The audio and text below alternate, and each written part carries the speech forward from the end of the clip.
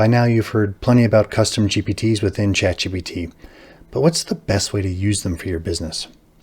In this video, we're going to give you several custom use cases that you can implement today. And we're going to build them together so you'll walk away with everything you need to make these GPTs your own. If you're interested in a particular custom GPT in this video, feel free to skip ahead. However, these steps are going to build upon one another, so it might make sense to watch from start to finish first and then head back into the specific section that you want to see. Okay, so let's jump in. First, we're going to create a GPT that's an expert on your company. This type of custom GPT is probably my second most used GPT. That's because I'm always producing content that requires me to discuss my business. So that might be emails or presentations or sales proposals. Having a company expert GPT simply means that I can tell it, here's a message I'm writing to a customer, add the appropriate details about my company. It saves me a surprising amount of time, and the output is always great because sometimes I'm tired or in a rush or multitasking or whatever. Okay, to get started creating a company expert, we're actually going to use a prompt generation GPT first. Well, what if I don't have a prompt generation GPT? Okay, I guess we can start with that part first, and then we'll move on to the company expert. So what we're going to do here, I'm going to go to the top right and go to my GPTs, and I'm going to create a GPT here. Okay, and I've already pre-populated everything here just so it's faster for everyone to see. But I'm going to call this the craft prompter. The description is create a comprehensive craft prompt based on a topic. And then here are the instructions. Now, tons of instructions here. If you watch my other videos, you'll recognize this prompt. This is the prompt to create a prompt. It's the prompt that has taken me several months to create, and I've used it a bunch, and it's really, really great. So what I've done is I've copied this entire prompt and I've dropped it into my website so that you can go and grab it directly from there. Unfortunately, the whole thing won't fit into the description of the YouTube video, so you have to go to my website to grab it there. Once you get to my website, you will have to add your email now because the bots got after my site and now I have to do a little bit of a gating on my content. So just add your email and then you can grab the entire prompt as well as all of the other prompts from the remainder of this video. Okay, so once you grab that, you're going to insert all of those instructions here into the instruction section. So for conversation starters, I just say, what is the topic or theme for the prompt? That's mostly just a reminder for me so that when I open this thing up in the GPT, I don't have to remember exactly what it is expecting from me at the start of the conversation. So once you're done, you're going to hit create. It's going to say, how do you want to share it? And I just say, just for me. And then here we have it. Now also, if you're interested in using this prompt for a prompt GPT that's mine, you can certainly do that. Just let me know in the comments of this video and I'll send you a link directly for this GPT, which you can use that way. But I'd recommend you build your own because then you have it and you can edit it according to your own needs. So either way. Okay, so now that we have a custom GPT created to write prompts for us, let's put it to use. You can see here we've got the craft prompter. And then again, I've got this nice reminder. What is the topic or theme for the prompt? Okay, so in this case, we're going to say, write me a prompt for fully describing my business for use in a custom GPT. I provide online education for business professionals looking to learn about the best ways to incorporate AI and automation into their businesses. My company is called Lawton Learns. All right, let's run this. Okay, so let's check out the entire prompt that it's created here. Context, role, action. This looks pretty good. Excellent. Okay, so now I'm going to copy this prompt right here. It did include this last sentence at the bottom as well as a little overview of what it's doing, which I don't love, but we can just remove that in the next step. So let's go over to new chat here. And notice now we're not in a GPT anymore. We are in ChatGPT 4.0. And just for fun, I'm going to go into the 4.5. And now I'm going to paste that entire prompt straight in here by hitting Control or Command V. I'm I'm going to get rid of that very first sentence. I'm going to go to the bottom and get rid of this very last sentence. And now I've got a really great prompt. So I'm going to hit play on that. And then let's let this generate. And we should be able to take this and drop it straight into our GPT that's our business expert.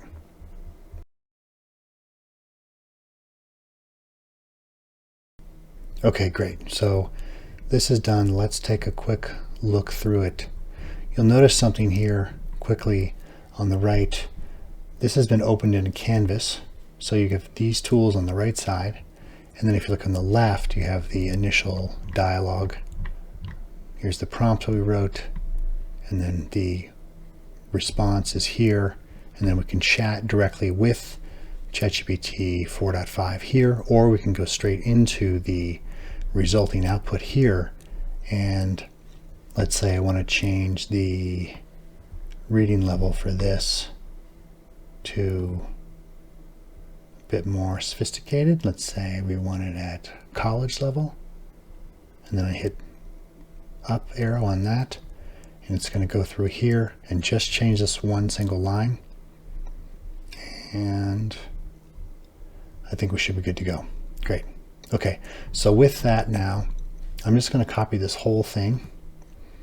Now, we're going to go back to our GPTs, and we're going to create a new one. Here it is. Now I've got that instruction set right here. So I'm just going to drop that straight in because I copied it from the last response. And I'm actually going to get rid of this customizable section for now. And we can leave the rest of it as it is. So once you get this done, you are probably going to want to go through here and make edits to the instructions for your company expert. However, we're just going to use this one for now because I think it's going to be sufficient. Great. Okay, so we've got our instructions. Now I'm going a little backwards here, but I'm going to say Lawton Learns Expert. And then I'm going to go into the description section here.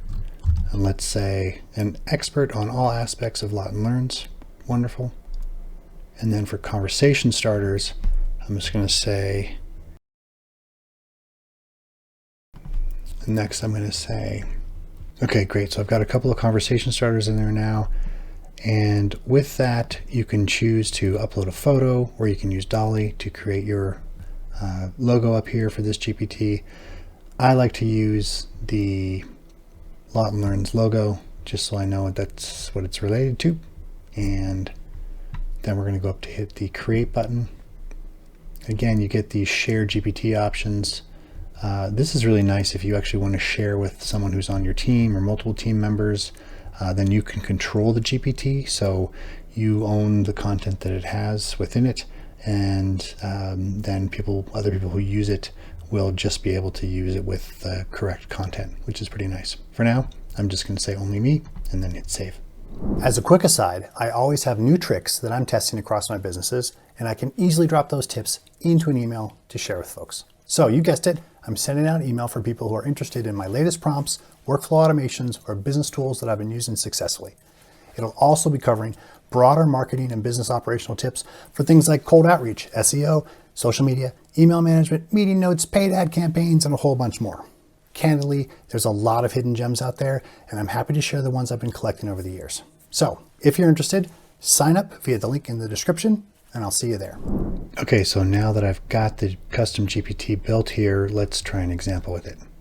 I'm going to go ahead and drop in an action request here. Write an email to Bob, who I met at a conference yesterday. He runs a small insurance business selling commercial products. Personalize the email and then emphasize the benefits of Lawton Learns to his business in a Spartan and friendly tone. Perfect. All right, wonderful. So you get the general gist of what we're trying to accomplish here. And when you build your own custom GPT that's an expert on your business, you'll really quickly start to see all the benefits of it. Cool. Let's head on to the next example. So let's jump into creating a Customer Persona GPT. Okay, so here we are again back at the craft prompter. And I've already written out the prompt that I'm going to use to create a prompt, which is going to be write a prompt that will create a customer persona for my online education business. We provide AI and workflow automation education to businesses of all sizes. The business is called Lawton Learns. Great. So I push play on that, and let's let this thing build out for us here. Okay, so I just jumped ahead with the result that it gave us here because it asked us for the answers to several questions, including mission and differentiator, core offerings, format and delivery, pricing model, current customer base, geography and language. These are all actually really great questions if we want to nail down who our buyer persona is going to be. So I then came through here and provided all the answers for all those questions, and then voila, it produced this really great persona. It actually produced 3 personas. So you can see 1, 2, and then the third one down here. Wonderful. And these are all very different personas. Typically, I like to use just one customer persona because that keeps things simpler, easier to deal with in the future. So what I did here was at the very bottom of this, I responded with, I'm going to make a custom GPT with this information. Please put persona number 1 in a format that'll work best in the instruction section of a custom GPT. Include additional information to ensure the custom GPT works as well as possible. Great. So then it provided me with this information here. I'm not sure why I got all these little emojis. I think we're doing emojis now for some reason. But if you look quickly through the content I provided, it's pretty slick. Great. So now I'm going to copy all this stuff here, and I can drop it into a new custom GPT. So let's head over there now and get that going. Okay, so I already pre-populated all of these elements within the Lawton Learns buyer persona. Here's the description. If we go and open up the instruction section, you can see that I removed all the emojis and what have you because I don't feel like those are super relevant for this. And I made a couple of tweaks to some of the ingredients here, but for the most part it was spot on. So exactly what I needed to see. And now I've got myself a wonderful GPT.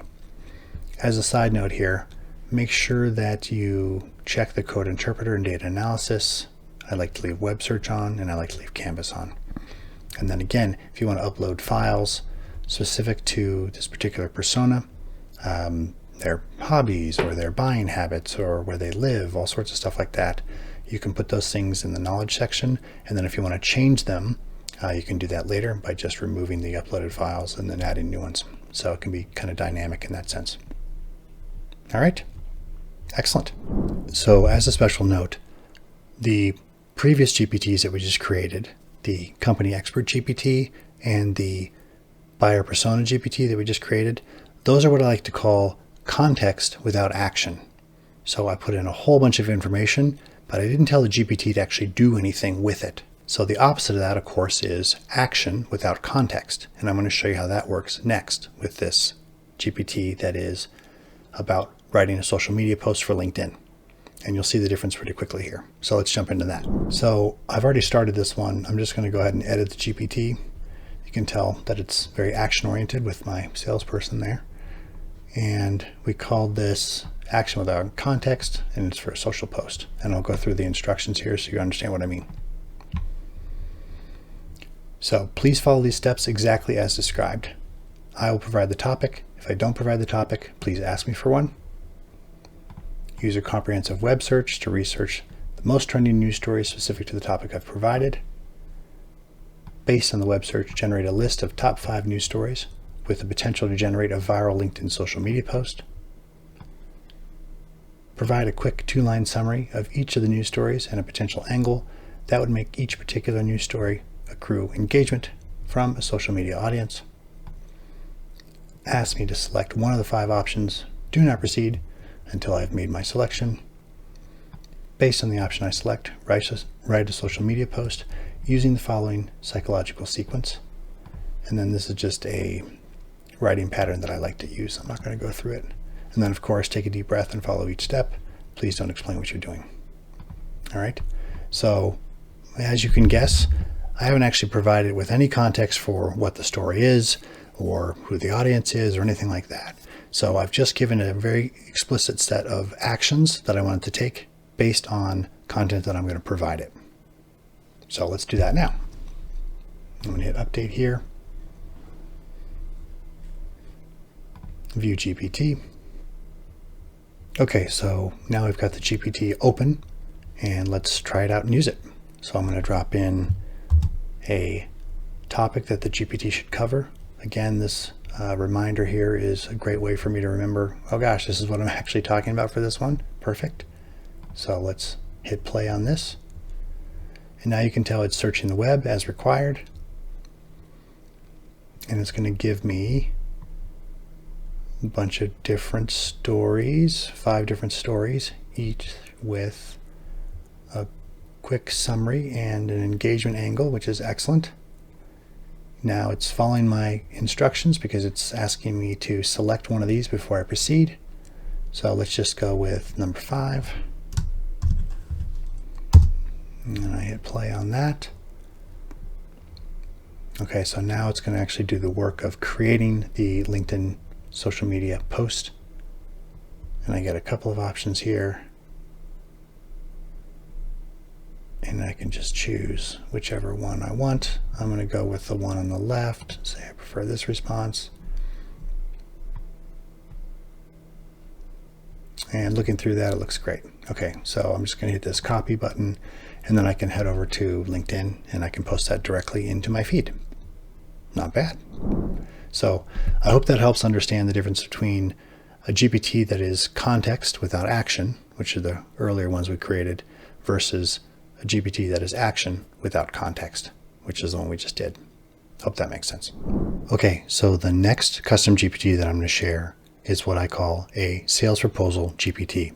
And I absolutely love this because I have meetings with customers all the time, and I transcribe those meetings. I take notes on them via fireflies.ai. There's a bunch of other tools you can use out there like Assembly or Otter. I happen to use Fireflies because I just love what it does.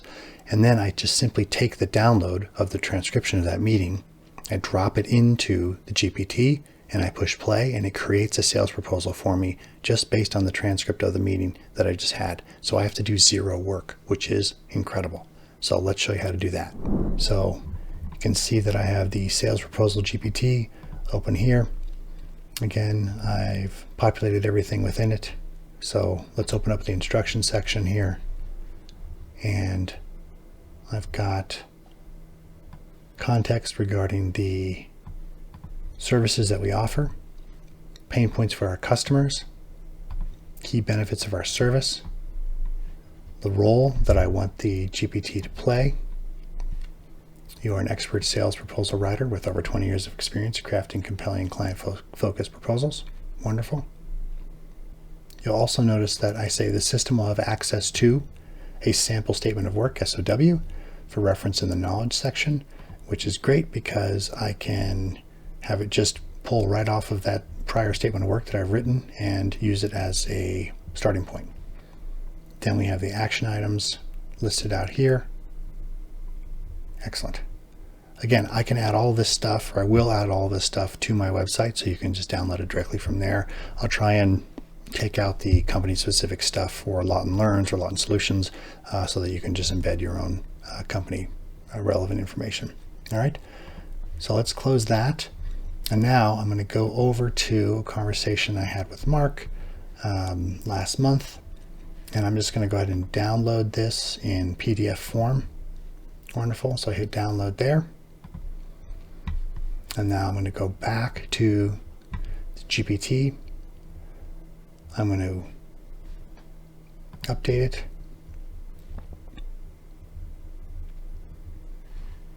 Now we're going to go ahead and view the GPT. And then it says review the meeting transcript. So guess what? I'm just going to go right here, hit the plus button, upload from computer, and then go to my downloads here. And there's the downloaded transcript. It's going to take a moment to read through it.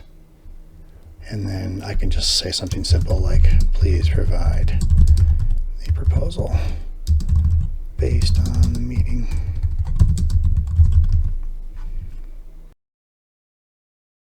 So you notice there how it says searching my knowledge base.